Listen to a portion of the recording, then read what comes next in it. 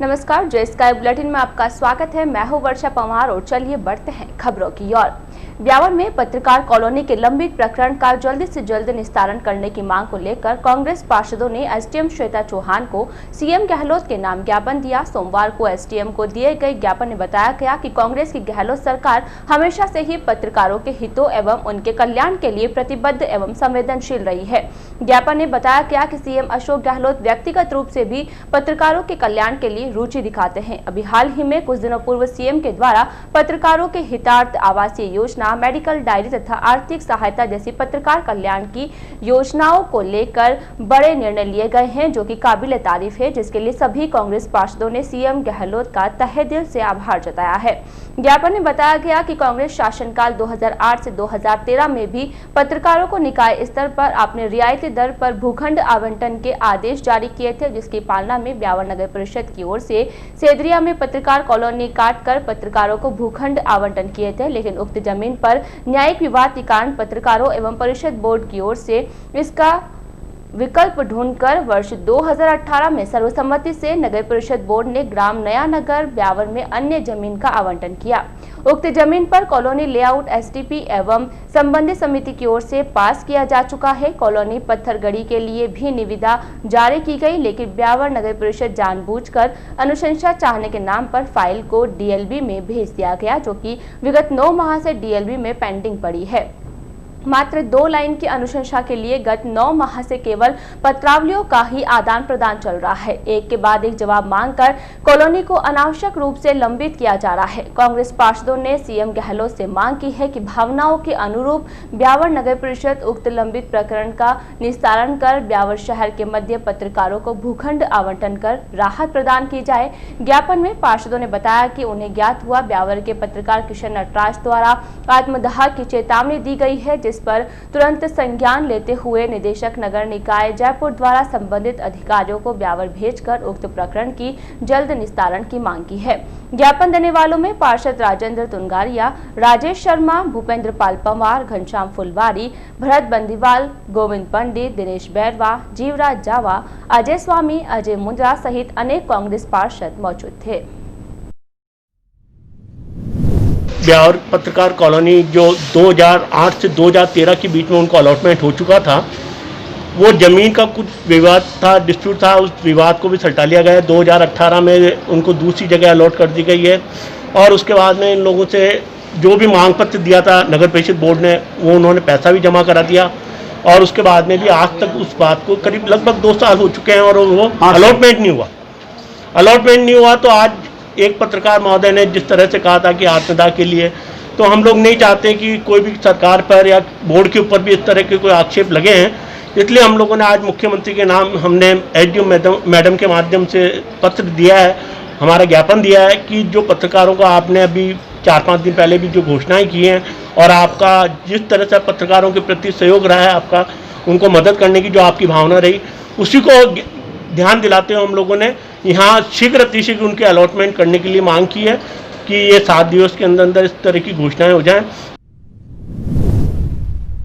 प्रदेश भर में कोरोना संक्रमण के बढ़ते खतरे को देखते हुए सीएम गहलोत ने सभी जिला मुख्यालयों पर धारा 144 लागू की गई है, जिसको लेकर ब्यावर एसडीएम श्वेता चौहान एवं डिप्टी हीरालाल सैनी, सीआई संजय शर्मा तथा सदर थाना सीआई सुरेंद्र सिंह जोधा के सानिध्य में पैदल मार्च निकालकर धारा 144 की अनुपालना करवाने एवं कोरोना से बचाव के लिए शहरवासियों को जागरूक किया। इस दौरान पुलिस के जवानों ने शहर के चांग गेट से पैदल मार्च कर शहरवासियों को एक जगह पर भीड़ एकत्रित नहीं करने एवं ज्यादा से ज्यादा घरों में रहने, बार बार साबुन से हाथ धोने, मुंह पर मास्क लगाने तथा सामाजिक दूरी बनाकर रहने के लिए प्रेरित किया।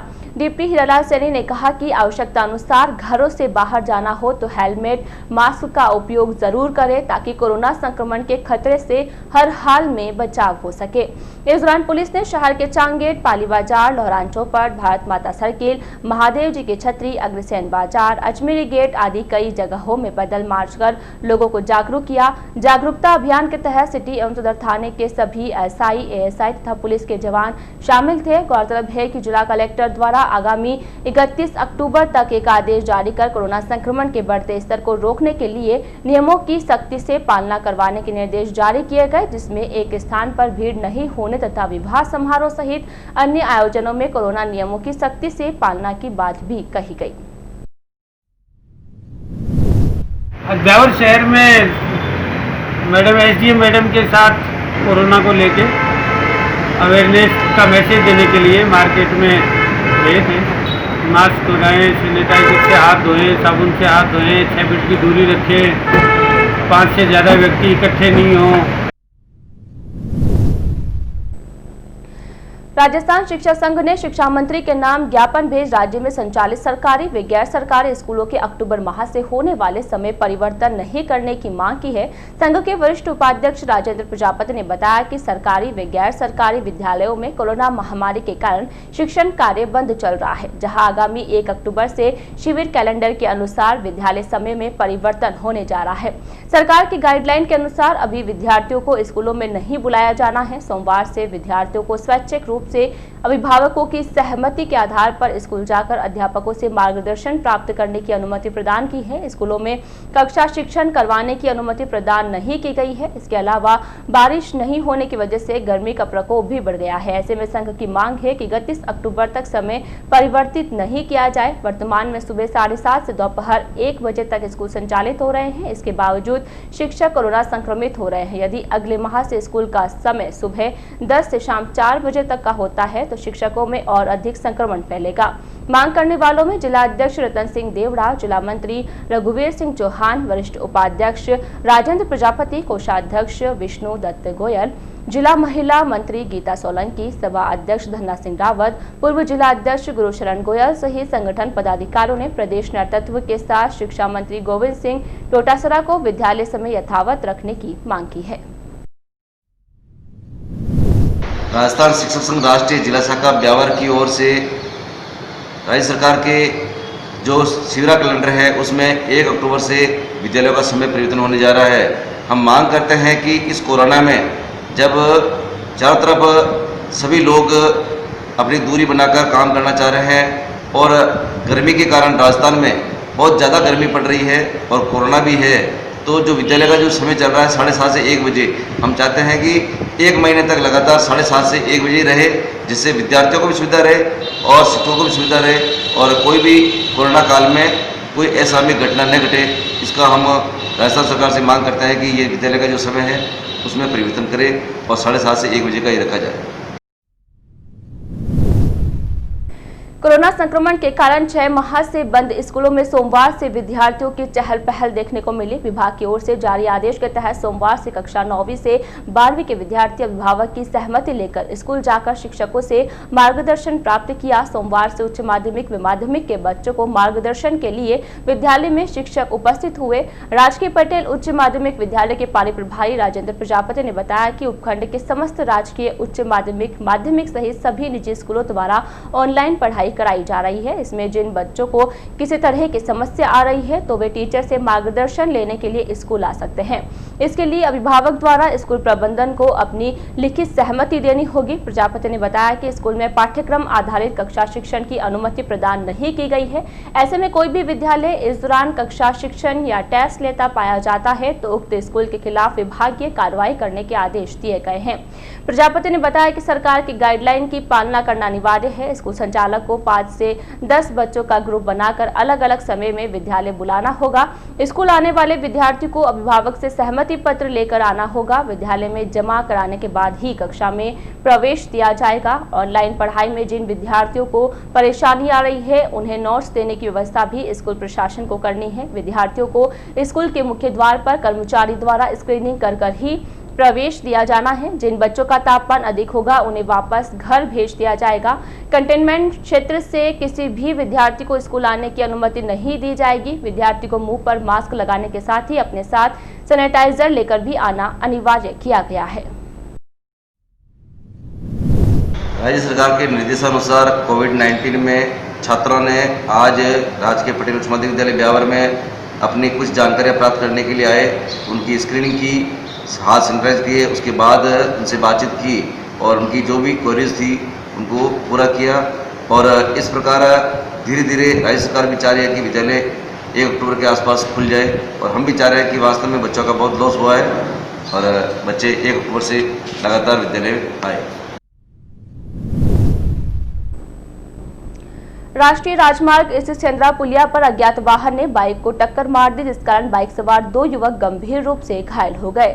सूचना के बाद मौके पर पहुंची पुलिस ने दोनों घायलों को राजकीय अमृतकोर अस्पताल में भर्ती कराया, जहां पर उपचार के दौरान एक युवक ने दम तोड़ दिया। वहीं दूसरे युवक की हालत नाजुक होने के कारण प्राथमिक उपचार के बाद उसे अजमेर रेफर कर दिया। जानकारी के अनुसार फागी नंदलालपुरा निवासी नवीन पुत्र श्याम नट तथा बंटी पुत्र सुरेंद्र नट नंदलालपुरा से बाइक पर सवार होकर पाली जिले में स्थित ओम बन्ना धाम के दर्शन को जा रहे थे। इस बीच ब्यावर से होकर सेंद्रा पुलिया से गुजरते वक्त पीछे से आ रहे अज्ञात वाहन ने उनकी बाइक को टक्कर मार दी, जिस कारण उक्त हादसा घटित हो गया। पुलिस ने घटना में मृतक नवीन राज नट का पोस्टमार्टम करवाकर शव परिजनों को सौंप दिया। पुलिस ने अज्ञात वाहन चालक के खिलाफ मामला दर्ज कर जांच शुरू कर दी है। रेड आर्मी के रक्त सैनिक शिवम ग्वाला की जन्म उत्सव पर छावनी फाटक बाहर श्री कावेरी ज्ञानपीठ स्कूल में रविवार को रक्तदान शिविर का आयोजन किया गया। इस अवसर पर 31 रक्तदाताओं ने रक्तदान किया व जरूरत के समय रक्तदान करने की प्रतिज्ञा ली। शिविर में संजीवनी रक्त क्रांति संघ अजमेर, जीवन ज्योति रक्तदाता समूह विजयनगर, बजरंग दल, नारी शक्ति संगठन के पदाधिकारियों ने भाग लिया। साथ ही मेडिकल टीम से doctor Mukul Rajvanshi, Ghanshyam, Sunil, Pushpendra, nursing staff व रेड आर्मी के जैकी साहू, शैलेंद्र साखला, सुरेश दत्ती, आयुष मुंद्रा, राजपाल गहलोत, पंकज भाटी, पंकज कुमावत, चेतन, ऋतिक, कमल, लोकेंद्र, रोहन, योगेश, सुनील, सचिन, मोहित आदि ने सेवा दी। गौरतलब है कि red army blood helpline Beawar के द्वारा रक्त की कमी को देखते हुए रेड आर्मी के द्वारा समय समय पर शिविर लगाया जाता है। ब्यावर नारी शक्ति संगठन ने कोरोना वॉरियर्स के लिए सम्मान समारोह आयोजित किया। आयोजन के दौरान रक्तदान के लिए कोरोना काल में रेड आर्मी द्वारा दी गई सेवा के लिए सभी रेड आर्मी के सदस्यों को प्रशस्ति पत्र देकर सम्मानित किया गया। इसी प्रकार अजमेर से आए जीवन ज्योति संस्था के सदस्यों का भी रक्तदान के लिए सम्मान किया गया। संगठन अध्यक्ष ममता ने बताया कि अमृतकोर अस्पताल के ब्लड बैंक टेक्नीशियन व डॉक्टर्स को भी नारी शक्ति संगठन द्वारा सम्मानित किया गया। इस दौरान सारिका यादव, सुमन राठौड़, अश्विन झालानी, भावना पवार, सीमा कोरडिया, रिंकू पालडिया, सावी देवड़ा, नीतू साखला सहित अन्य मौजूद रहे। ब्यावर को जिला बनाने सहित विभिन्न मांगों के समाधान को लेकर विधायक शंकर सिंह रावत का धरना 13वें दिन भी जारी रहा। क्षेत्र के विभिन्न मांगों को सरकार द्वारा समाधान नहीं किए जाने के कारण सरकार को नींद से जगाने के लिए विधायक ने कार्यकर्ताओं के साथ धरना स्थल पर ही सद्बुद्धि यज्ञ का आयोजन किया। पंडित सुनील आर्यन ने मंत्रोच्चारण के साथ यज्ञ संपन्न करवाया। विधायक शंकर सिंह रावत ने कहा कि सरकार गहरी नींद में सोई है, उसे जगाने के लिए सद्बुद्धि यज्ञ का आयोजन किया गया है। इससे सरकार को सद्बुद्धि आएगी और सरकार जनता की समस्याओं का समाधान करेगी। रावत ने कहा कि सरकार ने धरने पर ध्यान नहीं दिया तो आंदोलन को आगे बढ़ाया जाएगा। धरने को राष्ट्रीय अम्बेडकर सेना व पूर्व भाजपा मंडल महामंत्री एवं चैम्बर ऑफ कॉमर्स ब्यावर के अध्यक्ष रमेश बंसल ने उपस्थित होकर समर्थन दिया। धरने में उपसभापति रिखब चंद खटोड़, पूर्व मंडल अध्यक्ष जयकिशन बलदुआ, दिनेश कटारिया, पूर्व सभापति जय सिंह राजपुरोहित, महिला मोर्चा अध्यक्ष इंदु शर्मा, पूर्व महामंत्री सुभाष राठी आदि ने भी संबोधित किया। धरने पर विधायक रावत के साथ अम्बेडकर सेना के संरक्षक मुकेश चौधावत, अध्यक्ष कपिल गोयल, जगदीश मेघवाल, राजेंद्र भट्ट, छत्री कुमार, जालिया सरपंच आलम काठात, पार्षद जय सिंह करीवाल, वीरेंद्र सिंह राठौड़, प्रीति शर्मा, संपत राज जांगीर, शंकर यादव, नीरू चौहान, सुरेंद्र सोनी सहित अनेक लोग मौजूद रहे। शहर के चंपानगर क्षेत्र में पटेल राजकीय उच्च माध्यमिक विद्यालय के पीछे रास्ते में किसी अज्ञात के द्वारा यूज में लिए हुए सिरिंज, दवाइयां व अन्य मेडिकल वेस्ट को खुले में डालने में चंपानगर क्षेत्र में संक्रमण फैलने का खतरा बढ़ गया। चंपानगर विकास समिति ने खुले में मेडिकल वेस्ट डालने पर रोष जताया। जानकारी के मुताबिक उपयोग में ली गई सिरिंज, खून में सनी हुई रुई तथा उपयोग में ली गई इंजेक्शन की खाली बोतल सहित अन्य मेडिकल वेस्ट मुख्य मार्ग पर डालने से पूरे चंपानगर के निवासियों में रोष व्याप्त है। क्षेत्र के निवासियों का कहना है कि शहर में पहले से ही कोरोना संक्रमण लगातार बढ़ता जा रहा है। वहीं अज्ञात लोगों द्वारा इस तरह से चंपानगर के मुख्य मार्ग पर मेडिकल वेस्ट फेंकने से क्षेत्र में संक्रमण फैलने का खतरा बढ़ जाता है। चंपानगर विकास समिति के अध्यक्ष चंद्रमोहन शर्मा, विपिन जोशी, जितेश शर्मा, संदीप खंडेलवाल सहित अन्य सदस्यों ने रोष व्यक्त किया है। उपस्थित सभी समिति के सदस्यों ने प्रशासन से अज्ञात दोषियों के खिलाफ कार्यवाही की मांग की है। घूमने गया, घूमने जाते वक्त मैंने ये देखा कि चंपानगर के अंदर पटेल स्कूल के पीछे बिल्कुल आम तौर पर जहाँ पर सारा आवागमन रहता है वहाँ पर ना जो ये खून से सने हुई सिरिंज, कॉटन वेस्ट और सारे बायोमेडिकल जितना वेस्ट होता है वो सारा पड़ा हुआ था, जो कि बहुत ही लापरवाही है। चंपानगर के अंदर बहुत सारी डिस्पेंसरियाँ हैं। चंपानगर में बहुत सारे जो लैब्स हैं उनमें से पता नहीं किसने ये डाला है, जो कि बहुत ही खतरनाक है। और यहाँ पर जो रास्ता है वो हॉस्पिटल का रास्ता है, और यहाँ पर आवागमन दिन भर आवागमन रहता है, और किसी भी ये इन्फेक्शन किसी को भी हो सकता है। तो ये इसकी पूरी जांच कराई जाए, जिससे कि है ना जो आगे भविष्य में इस तरह की घटनाएं नहीं हो।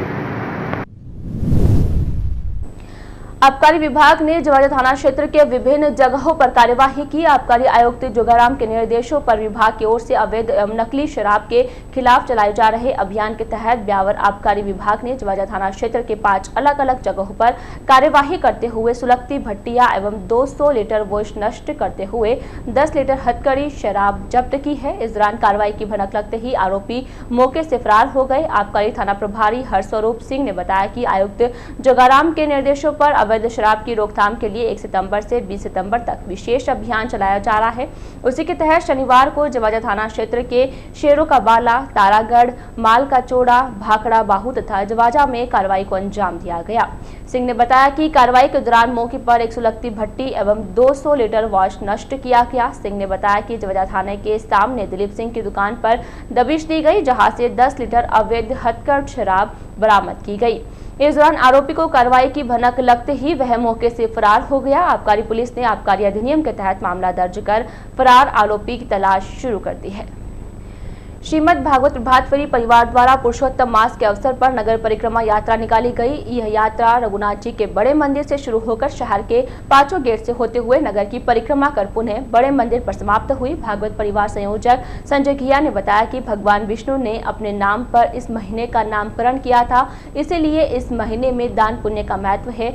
नगर परिक्रमा के दौरान संजय घिया, राजेंद्र शर्मा, अश्विनी प्रजापति, हीरालाल, कमल मंदिर, शैलेंद्र कुमावत, प्रकाश, हरीश चाखला, भगवान गहलोत सहित अन्य मौजूद रहे। श्री नरसिंह मंदिर ट्रस्ट द्वारा रामचरितमानस के मास पारायण पाठ आस्था पूर्वक जारी है। पाठ के दौरान विभिन्न प्रसंगों के वाचन पर श्रद्धालु भाव विभोर हो गए।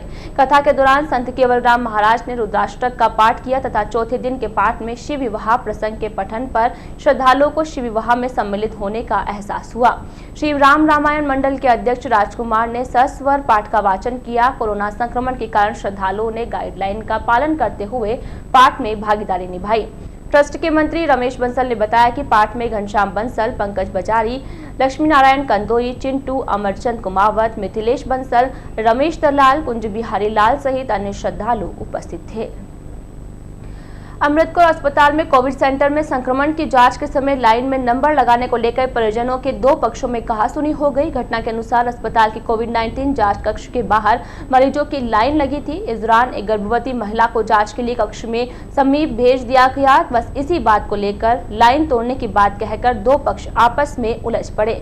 महिलाओं के बीच मामला बढ़ते देख उनके पति भी कहासुनी में कूद पड़े। जानकारी के अनुसार निशा पत्नी दिनेश आशापुरा माता मंदिर क्षेत्र निवासी और दूसरी पिंकी पत्नी राजेंद्र साकेत नगर निवासी के बीच मामला बढ़ते देख आसपास खड़े लोगों ने समझाइश करके मामले को शांत करवाया। इस दौरान शांति व्यवस्था के लिए अमृतसर अस्पताल में कोई भी सिक्योरिटी गार्ड नजर नहीं आया। गौरतलब है कि सिक्योरिटी के नाम पर मेल सर्जिकल वार्ड के गेट पर सिर्फ एक गार्ड बैठाकर अस्पताल प्रशासन ने इतिश्री कर ली है। यही वजह है कि आए दिन मरीजों के सामान भी चोरी हो जाते हैं। अस्पताल प्रशासन को चाहिए कि चिकित्सा सुविधाओं के साथ साथ मरीजों के लिए अन्य सुविधाओं की भी व्यवस्था की जाए। यहाँ तक कि गायनिक वार्ड के परिसर में गर्भवती महिलाओं के बैठने की भी उचित व्यवस्था नहीं की गई है।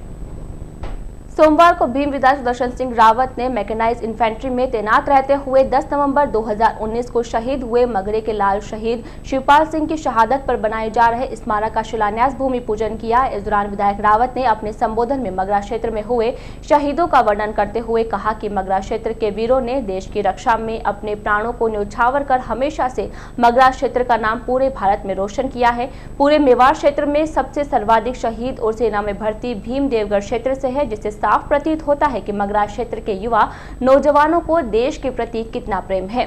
मगरा क्षेत्र से जब एक जवान शहीद होता है तो उसके बदले क्षेत्र के हजारों युवा सेना में भर्ती होते हैं। मगरा क्षेत्र की मिट्टी में ही देश के प्रति प्रेम और अपने प्राण न्यौछावर करने की ताकत है। विधायक रावत ने कहा कि उक्त स्मारक से क्षेत्र के युवाओं में देश के प्रति प्रेम और बलिदान की भावना उत्पन्न होगी और सेना में भर्ती होने का जज्बा होगा। विधायक रावत ने शेखावास ग्राम पंचायत से शहीद परवेज काठात के स्मारक के कार्य को भी शीघ्र पूर्ण करने को कहा तथा भीमदेवगढ़ क्षेत्र में शहीद हुए अन्य सभी जवानों के भी स्मारक का कार्य जल्द शुरू कराने को कहा। इस दौरान भीम विधानसभा क्षेत्र के सरपंच, उप सरपंच, कांग्रेस कार्यकर्ता और पदाधिकारीगण एवं सैकड़ों ग्रामीण मौजूद रहे। इसके पश्चात विधायक रावत ने कारगिल में शहीद परतो का चौड़ा निवासी शहीद नारायण सिंह के पिताजी के देवलोक गमन के समाचार पर उनके निवास स्थान पर बैठक में शिरकत की। वे शोकाकुल परिवार के प्रति अपनी गहरी संवेदना व्यक्त की। शहर में लगातार कोरोना संक्रमण का कहर जारी है। प्रतिदिन बड़ी संख्या में मिल रहे कोरोना पॉजिटिव रोगियों के बाद संक्रमितों का आंकड़ा लगातार बढ़ता ही जा रहा है। विगत 2 दिनों में शहर में 48 कोरोना पॉजिटिव रोगी सामने आए, जिसके बाद शहर में संक्रमितों की संख्या बढ़कर 1268 तक पहुंच गई है। रविवार को कुल 34 पॉजिटिव रोगी मिले, वहीं सोमवार को कुल 14 कोरोना पॉजिटिव मिले। सोमवार को कल सुबह आई कोविड रिपोर्ट में 4 पॉजिटिव केस सामने आए, वहीं दोपहर बाद 10 पॉजिटिव मामले सामने आए। एकेज Covid incharge doctor Mukul Rajvanshi के अनुसार रविवार को भेजे गए 90 सैंपल्स में से सोमवार को सभी की रिपोर्ट प्राप्त हुई, जिसमें 14 रोगी सामने आए। आज के इस बुलेटिन में फिलहाल इतना ही। पूरी टीम के साथ दीजिए इजाजत, फिर मिलेंगे। नमस्कार।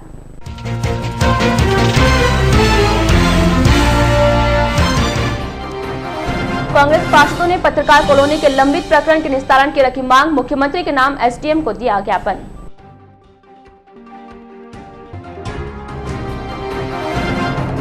सिटी पुलिस ने शहर के विभिन्न मार्गों से निकाला पैदल मार्च, धारा 144 की अनुपालना करवाने एवं कोरोना से बचाव के लिए शहरवासियों को किया जागरूक।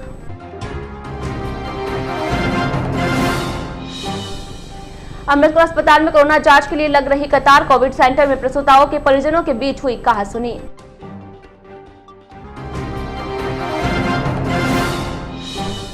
और चंपानगर क्षेत्र में अज्ञात लोगों ने खुले में डाला मेडिकल वेस्ट, खुले में डाले वेस्ट से क्षेत्रवासियों ने जताया रोष।